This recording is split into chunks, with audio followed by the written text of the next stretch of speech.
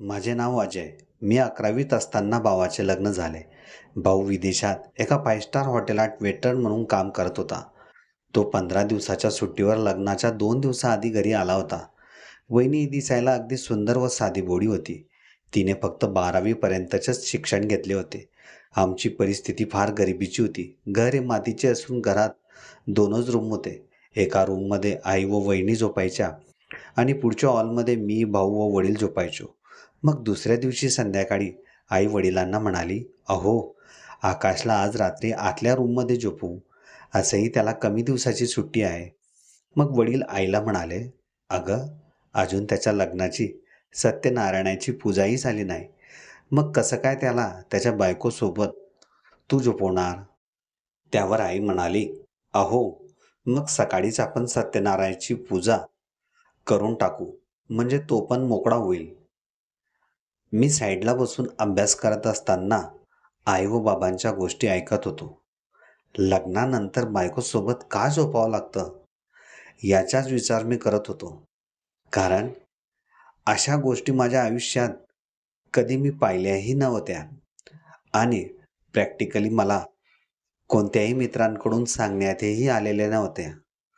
मग दुसऱ्या दिवशी घरात भावाच्या लग्नाच्या सत्यनारायणाची पूजा संपन्न झाली आणि रात्रीला भाऊ आतल्या रूममध्ये वहिनीसोबत झोपला व आम्ही बाहेर झोपलो. मग रात्री सुमारे 1 वाजेच्या सुमारास मला वहिनींचा वेगळाच आवाज कानी येऊ लागला. असे वाटत होते की भाऊ वहिनींना खूप जोरजोरात मारत असावा. इकडे आई व बाबाही गाढ झोपेत होते. मग मी हळूच उठून दादा का वहिनींना मारत आहे हे पाहण्यासाठी त्यांच्या रूमकडे जाऊ लागलो. त्या आतल्या रूमला दरवाजा नव्हता. फक्त एक पडदा लटकवलेला होता. मी काही विचार न करता डायरेक्ट त्यांच्या रूममध्ये आलो. रूममध्ये अंधार असल्यामुळे मला कोणीही दिसत नव्हते. तेव्हा मी वहिनींना आवाज देऊन म्हणालो, "भाभी, क्या हुआ? आप ऐसे आवाज क्यों निकाल रहे हो?" माझा आवाज ऐकल्यावर ते दोघंही फार घाबरले आणि दादा मला म्हणाला, "अरे अजय, कुछ नहीं हुआ, तुम सो जाओ. वो चूहा आया था, अब उसके बिल में चला गया. उसी को तुम्हारी भाभी डर गई थी." मग मी भावाचे म्हणणे ऐकून झोपण्यासाठी परत माझ्या बिछाण्यावर आलो. मग दुसऱ्या दिवशी सकाळी मी जेव्हा कॉलेज संपून घरी आलो तेव्हा आई व बाबा हे शेतात गेले होते आणि घरात दादा व वहिनी एकटेच होते. मी काही आवाज न करता आत शिरलो तेव्हा मला दादा व वहिनींची कुजबूज आतल्या रूममधून ऐकू आली. मी हळूच रूमचा पडदा बाजूला केला तेव्हा वहिनी ही दादांच्या मिठीत होती आणि दादा हळूच वहिनींच्या ब्लाऊजचे हुक उघडवत होता. मला त्या दोघांचे दृश्य पाहून माझ्याही अंगात वेगळी जाग निर्माण होऊ लागली होती. कारण या अगोदर माझ्या शरीरात असे कधीही झाले नव्हते आणि असे दृश्य मी माझ्या आयुष्यात पहिल्यांदाच पाहत होतो. मग जेव्हा दादा वहिनींनी घातलेला ब्रा खाली करतच होता तेव्हाच वहिनींचे लक्ष माझ्याकडे गेले आणि ती सरळ आपले कपडे व्यवस्थित करत रूममधून बाहेर आली. मग मी पण माझ्या खांद्यावरची बॅग काढून समोरच्या पलंगावर जाऊन बसलो. मग थोड्याच वेळात दादाही त्या रूममधून बाहेर आला आणि मला म्हणाला, "अरे अजय, तुम कब आए कॉलेज से?" तेव्हा मी दादाला म्हणालो, "भैया, जब आप और भाभी रूम के अंदर थे तभी मैं आया. तुमने कुछ देखा तो नहीं ना?" त्यावर मी दादाला म्हणालो, "भैया, मैं कुछ देखता उससे पहले ही भाभी बाहर आ गई. अगली बार जब भी घर में आओगे अजय आवाज दे के ही आना." दादा मला असं बोलल्यावर मी आश्चर्यचकितच झालो. माझ्याने अशी काय चूक झाली? उलटून दादाच घरात वहिनींना मारत व दाबत असतो आणि मला म्हणतोय आवाज दे के घर में आना. दादांच्या व वहिनींच्या दररोज दिवसा रात्री असंच सुरू होतं. मग आता दादाची 15 दिवसाची सुट्टीही संपण्यात आली होती. आज दादा संध्याकाळी घरातून निघणार होता. त्याच्यासाठी वहिनी खूप रडत होत्या. पण मला एक गोष्ट लक्षात येत नव्हती की दादा तर वहिनींना खूपच दाबायच्या, त्यांचे कपडे करायच्या. तरी वहिनी का रडते त्याच्यासाठी? बरं झालं गेला. त्याचा स्वभाव चांगला नव्हता. मग रात्रीला जेवणानंतर रूममध्ये वहिनीसोबत आई आणि बाहेर माझ्यासोबत बाबा झोपले होते. मी विचारात पडलो की जोपर्यंत दादा होता तेव्हा तो आत झोपायचा. मग आता आई का? मग दुसऱ्या दिवशी मी जेव्हा कॉलेजमधून घरी आलो तेव्हा घरी वहिनी एकटीच ओट्यावर बसून बाहेर पाहत होती आणि खूपच निराश वाटत होती. मग मी वहिनीला विचारले, भाभी, आप किसकी राह देख रही हो और आप इतनी उदास क्यों हो? तेव्हा वहिनी मला म्हणाली, अजय, मैं तुम्हारे भैया अगली बार कब आएंगे इसलिए यहाँ बैठकर उनकी राह देख रही हूँ. त्यावर मी वहिनींना म्हणालो, मगर भाभी, जो आदमी आपको जबरदस्ती से मारता था और आपके कपड़े तक उतारता था, आपको उसकी याद आ रही है? तेव्हा वहिनी आश्चर्याने माझ्याकडे पाहू लागली आणि मला म्हणाली, तुमने हम दोनों को कब देखा ऐसे करते हुए?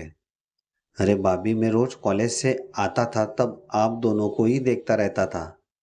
तेव्हा वहिनी मला म्हणाली, अरे तुम्हारे भैया मुझे मारते नहीं थे, बल्कि बहुत प्यार करते हैं. फिर रात को आप चिल्लाती क्यों थी? अरे अजय, अभी तुम बहुत छोटे हो. जब तुम बड़े हो जाओगे और तुम्हारी भी शादी होगी तब तुम्हें सब पता चल जाएगा. ऐसे क्यों करते हैं? मगर भाभी, शादी के बाद जब आप आए तभी भैया आपके पास क्यों सोने लगे? पहले तो मेरे पास सोते थे, मगर ऐसा नहीं करते थे. त्यावर वहिनी मला म्हणाली, ऐसा करने के लिए ही शादी करना जरूरी है. तभी पति और पत्नी में प्यार बना रहता है और अपने वंश को भी आगे बढ़ाने में मदद होती है. तेव्हा मी वहिनीला म्हणालो, भाभी, अभी भैया तो चले गए, फिर आपको ऐसा प्यार कौन करेगा? तेव्हा वहिनी मला म्हणाली, अजय, अगर आपके भैया नहीं है आते तो तुम हो ना मुझसे प्यार करने को. मगर भाभी, मुझे तो कुछ पता ही नहीं प्यार के बारे में. तेव्हा वहिनी म्हणाली, मैं हूं ना तुम्हें समझाने को. चलो मुंह हात धो लो, मैं तुम्हारे लिए खाना लगाती हूँ. तोंड हात धुताना मी वहिनींबद्दलच विचार करू लागलो होतो. मग जेवण करून मी माझ्या लहानपणाच्या मित्राला भेटण्यासाठी आलो. त्याचे नाव मनोज होते. तो पण बाहेरच विचार करत बसलेला होता. त्याने मला त्याच्याकडे येत असल्याचे पाहून तो लागलीच आपल्या जागेवरून उभा राहिला आणि मला म्हणाला, अरे अजय, आज तू कसा काय माझ्याकडे? काही जरुरी काम आहे का? तेव्हा मी मनोजला म्हणालो, मनोज, जर तुझ्याकडे वेळ असेल तर माझा थोडा प्रॉब्लेम सॉल्व करशील का? तेव्हा मनोज मला म्हणाला, सांग ना, मी पण खूप मोठ्या प्रॉब्लेममध्ये अडकलो आहे. जर माझं प्रॉब्लेम सॉल्व नाही झाला तर माझ्याने तुझं तरी प्रॉब्लेम सॉल्व होईल. सांग, काय झालं? अरे यार, हे प्रेम काय भानगड आहे? माझ्या डोक्यातच घुसत नाही. त्यावर मनोज म्हणाला, अरे यार अजय, खूपच सुंदर शब्द आहे हा प्रेम. जो यात अडकतो तो खूपच नशिबान असतो. कारण ज्याच्या सोबतीला अशी प्रेमळ व्यक्ती असेल ना, तो कोणतीही गोष्ट करायला सामर्थ्य ठेवतो. पण तुला प्रेम झाले तरी कोणावर? यार, एक सुंदर मुलगी आहे. मी त्याला वहिनींचे नाव मुद्दामून सांगितले नाही. पहा, मी पण केव्हाच्या या ठिकाणी बसून माझ्या गर्लफ्रेंडबद्दलच विचार करत होतो. तेव्हा मी मनोजला म्हणालो, गर्लफ्रेंड? आणि तुझी? तिच्यासोबत काय करावे लागते? तेव्हा मनोज मला म्हणाला, ज्याप्रमाणे प्रत्येकाच्या नशिबात देवाने बायको दिलेली असते त्याचप्रमाणे ही गर्लफ्रेंडही असते. आपल्याला प्रेम करणारी, आपल्या सुखादुःखात साथ देणारी आणि आपल्याला समजून घेणारी. मग मी मनोजला म्हणालो, पण तिच्यासोबत आपल्याला असे काय करावे लागते तेव्हा ती आपल्या प्रत्येक सुखादुःखात आपली साथ देईल? तेव्हा मनोज म्हणाला, आपणही तिला वेळेवर प्रेम करावे, तिला लागणाऱ्या सुखसुविधा द्याव्यात. मग ती पण आपल्याला खूप मनापासून प्रेम करते. पण हे प्रेम करावे केव्हा आणि कसे? तेव्हा मनोज मला म्हणाला, "किती बुद्धू आहेस तू? एवढा मोठा झाला आणि प्रेम कसे करावे ते विचारतोस आहे." मग मनोजने मला त्याच्या मोबाईलमध्ये एक व्हिडिओ दाखवला. तो व्हिडिओ पाहून मी चकितच झालो. असे प्रेम तर दादाही वहिनींसोबत करायच्या. म्हणून वहिनींना तसेच प्रेम परत हवे आहे का? म्हणून त्यांना दादाची एवढी आठवण येत होती. आणि हे करण्यासाठी वहिनीला दादा नसताना आता माझी गरज आहे. मला आता सर्व समजले होते. मी त्या ठिकाणाहून निघून माझ्या घराकडे येऊ लागलो. तेव्हा मनोज मागून जोरात आवाज देऊन मला विचारू लागला, "अरे ती मुलगी कोण आहे ते तरी सांग." मी घरी आल्यावर वहिनी या आतल्या खोलीत झोपल्या होत्या. मग संध्याकाळी 5 वाजेला वहिनी झोपेतून उठल्या आणि तोंड हात धुवून जेव्हा बाहेर आल्या, तेव्हा मी त्यांच्या जवळ गेलो आणि म्हणालो, "भाभी, एक कप चाय बना दो ना." मग मी आणि वहिनी सोबतच चहा घेतला. मी वहिनींकडे एकटक नजरेने पाहतच होतो. तेव्हा वहिनी मला म्हणाली, "अरे अजय, आज तुम मुझे काफी घुर के देख रहे हो. क्या बात है?" तेव्हा मी वहिनींना म्हणालो, "भाभी, आज आप काफी सुंदर दिख रही हो." तेव्हा वहिनी मला म्हणाली, "फिर इतने दिन से मैं तुम्हें सुंदर नहीं दिख रही थी? आज तुमने मुझ में ऐसा क्या देख लिया जो मैं तुमको इतनी सुंदर दिखने लगी?" मग मी काही न बोलता लाजतच बाहेर आलो. दुसऱ्या दिवशी रविवार होता. मलाही कॉलेजला सुट्टी होती. म्हणून मी सकाळी उशिराने उठलो. आई बाबा हे शेतात निघाले होते. घरात मी आणि वहिनीच होतो. बाहेरचे वातावरणही ढगाळ झाले होते. मी आळस देऊनच उठतच होतो तेवढ्यात वहिनी या बाथरूममधून आंघोळ करून बाहेर निघाल्याच होत्या. मी वहिनींना प्रथमच अशा अवस्थेत पाहिले होते. माझी उत्सुकता अजून वाढली. जशी वहिनी आतल्या रूममध्ये गेल्या, मी जागेवरून उठून वहिनींना पाहण्यासाठी आलो. रूमला दरवाजा नसल्यामुळे आतलं दृश्य मला स्पष्ट दिसत होते.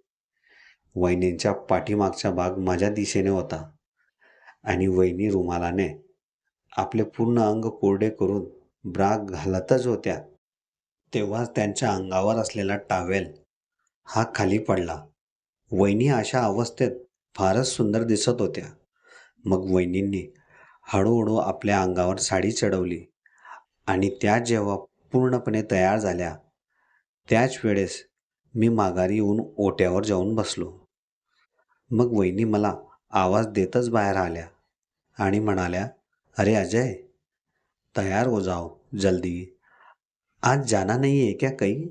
तेव्हा मी वहिनींना म्हणालो, "भाभी, आज तो संडे है, कॉलेज भी बंद है, तो क्या करूँ इतने जल्दी तैयार होके?"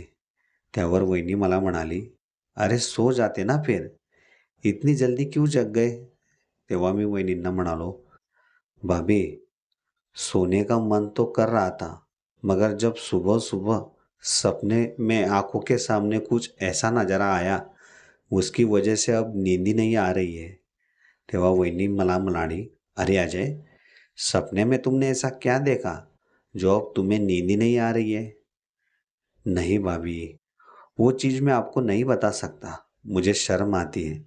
तेव्हा वहिनी माझ्या शेजारी बसून मला म्हणाली, "अरे अजय, मुझे तुम अपना दोस्त ही समझो और बता दो क्या देखा तुमने."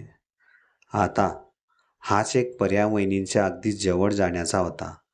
मग मी वहिनींना म्हणालो, "भाभी, मेरे सपने में एक लड़की बाथरूम से नहाकर टॉवेल लपेटकर बाहर निकली और मेरे सामने ही उसने ऐसा किया की वो मैं आपको शब्दों में भी बयान नहीं कर सकता." मी वहिनींना सांगत असताना अचानक त्यांचा हात माझ्या हातावर आला आणि त्या आपल्या चेहऱ्यावर स्वतःच हात फिरवू लागल्या. "बस अजय, अब आगे मत बोलो. तुम ऐसी बात करते हो तो मुझे तुम्हारे भैया की याद आती है." वहिनी माझा हात आता जोराने दाबून माझ्याशी बोलत होत्या. "चलो अब, काफी देर हो गई है. तुम भी तैयार हो लो. मुझे कपड़े भी धोने और खाना भी बनाने में देर हो जाएगी. मग मी जेव्हा टॉवेल घेऊन बाथरूममध्ये गेलो तेव्हा तिथलं दृश्य पाहून मी चकितच झालो. कारण दररोज मी कॉलेजला जायच्या अगोदर वहिनींचा पहिलेच आंघोळ करायचो. म्हणून असे दृश्य मला पाहायला मिळालेच नव्हते. पण जेव्हापासून मी मनोजला भेटलो तेव्हापासून अशा दृश्यांकडे पाहण्याचा माझा दृष्टिकोनच बदलला. माझ्यासमोर वहिनींचे आतले कपडे हे ओले होऊन खालीच सोडले होते. मला ज्या दिवसापासून प्रेमाची व्याख्या कळाली त्या वेळापासून माझी वहिनींकडे आणि त्यांच्या कपड्यांकडे पाहण्याचा दृष्टिकोनच बदलला. आता तर मलाही वहिनींसोबत दादासारखे भरभरून प्रेम करायची इच्छा होऊ लागली होती. मग मी आंघोळ करून जेव्हा तयार होण्यासाठी आपल्या रूममध्ये आलो त्या ठिकाणी दोरीवर सुद्धा वहिनींचे आतले कपडे टांगलेले होते. मग मी कपडे चेंज करून वहिनींचे ते कपडे हातात घेतले आणि त्यांना स्पर्श करू लागलो. त्यांना जेव्हा मी हातात घेतले तेव्हा माझ्या मनात एक वेगळीच तरंग निर्माण झाली. कमीत कमी 10 मिनिटापर्यंत मी ते कपडे हातातच घेऊन धरले होते आणि जेव्हा मी ते कपडे परत दोरीवर ठेवून मागे वळालो तेव्हा दारात वहिनी उभ्या राहून माझ्याकडे पाहत होत्या. ॲक्च्युली त्या मला चहा पिण्यासाठी बोलवायला आल्या होत्या. पण मी असं करत असताना पाहिल्यावर त्या अगदी शांततेत उभ्या राहून माझ्याकडे पाहत राहिल्या. मग मी खाली मान टाकूनच त्यांच्यासमोर उभा राहिलो आणि त्या मला म्हणाल्या, अजय, तुम मेरे कपड़े के साथ क्या कर रहे थे? तुम्हें अच्छे लगते हैं क्या वह कपड़े? त्यावर मी वहिनींना म्हणालो, नहीं नहीं भाभी, मैं तो यह चेक कर रहा था कि आपको ऐसे कपड़े पहनने की ज़रूरत क्यों पड़ती है. तेव्हा वहिनी माझ्या अगदी समोर येऊन उभ्या राहिल्या आणि मला म्हणाल्या, अगर तुम्हें इन कपड़ों के बारे में जानना है तो मैं तुम्हें इसकी पूरी जानकारी दे सकती हूँ, मगर पहले तुम यह चाय पी लो, नहीं तो ठंडी हो जाएगी. मग वहिनींनी मला गरमागरम चहा आणून दिली आणि त्या माझ्या शेजारीच माझ्या मांडीवर हात ठेवून बसल्या. चहा पीत असताना माझ्या पोटात आता गुदगुल्या झाल्यासारखे होऊ लागले होते. माझे लक्ष वहिनींच्या हाताकडे जात होते.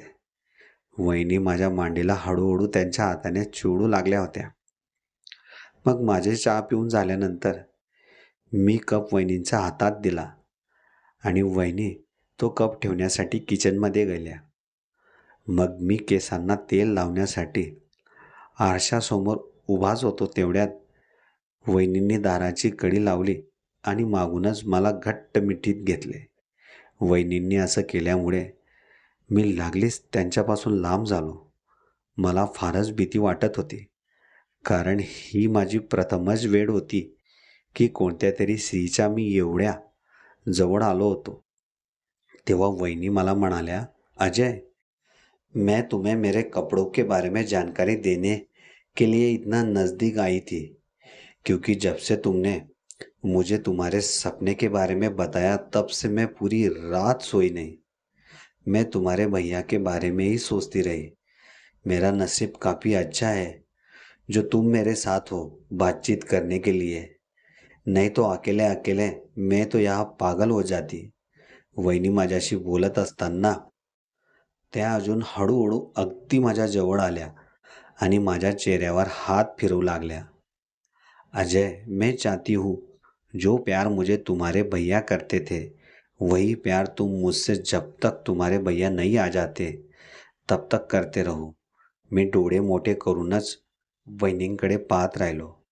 और मैंने तुम्हें बताया था ना, प्यार कैसे किया जाता है. मैं तुम्हें समझाऊंगी. वो वक्त आ गया है.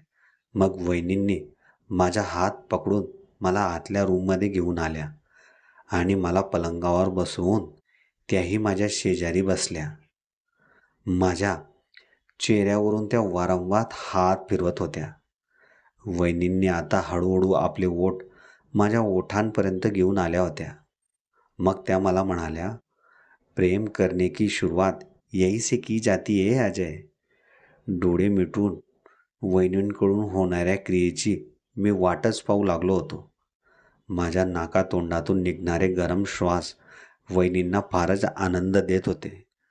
आमच्या असाच गरम श्वासांचा खेळ अर्ध्या तासापर्यंत चालत राहिला. मग वहिनींनी अचानक त्यांच्या हाताचा स्पर्श माझ्या त्या ठिकाणी एवढ्या जोराने केला, मी माझ्या स्वतःवरचे सर्व कंट्रोल हरपलो आणि माझे ओठ वहिनींच्या ओठांवर टिकवले. आम्ही तब्बल 1 तासापर्यंत एकमेकांच्या ओठांचा रस चाखत राहिलो. मग हळूहळू आम्ही दोघांनी आमच्या अंगावरील कपडे बाजूला ठेवले. मग मी पहिल्यांदाच वहिनींना भरभरून प्रेम केले. मला तर खूपच आनंद वाटत होता आणि वहिनींनाही भरपूर मजा येत होती. तेव्हा वहिनी मला म्हणाली, अजय, तुम तो तुम्हारे भैया से भी बहुत आगे हो. कितना हार्ड शरीर है तुम्हारा. जी करता है पूरा दिन तुम्हारे साथ ही भर के प्यार करते रहे. आता आमच्या दोघांचा नित्य नियम झाला होता. मी जसाही कॉलेजमधून यायचो त्याच वेळेस मी वहिनींना मिठीत घेऊन आणि त्यांच्या ओठांवर माझे ओठ ठेवून संध्याकाळपर्यंत भरभरून प्रेम करायचो. आमचा हा प्रेमाचा कार्यक्रम सतत 1 वर्षापर्यंत चालू राहिला. वहिनींना माझ्याशिवाय अजिबात चित्त लागत नव्हते. मी जर 2-3 दिवसांसाठी कोणत्याही गावाला गेलो तरी वहिनी मला जास्त दिवस त्या ठिकाणी थांबू द्यायची नाही. आता घरात दादा नसला तरी वहिनी खूपच आनंदात राहू लागली होती आणि मला प्रेमाबद्दल अधिक माहिती देत होती. अशा प्रकारे लग्नानंतर जरूर मी दादांना वहिनीचा ब्रा खाली करताना पाहिले होते, पण वहिनींना भरभरून आनंद आणि दादा गेल्यानंतर ज्या प्रेमाची वहिनींना अत्यंत आवश्यकता होती ते प्रेम मी वहिनींना पूर्ण देऊन त्यांची तहान भागवली होती.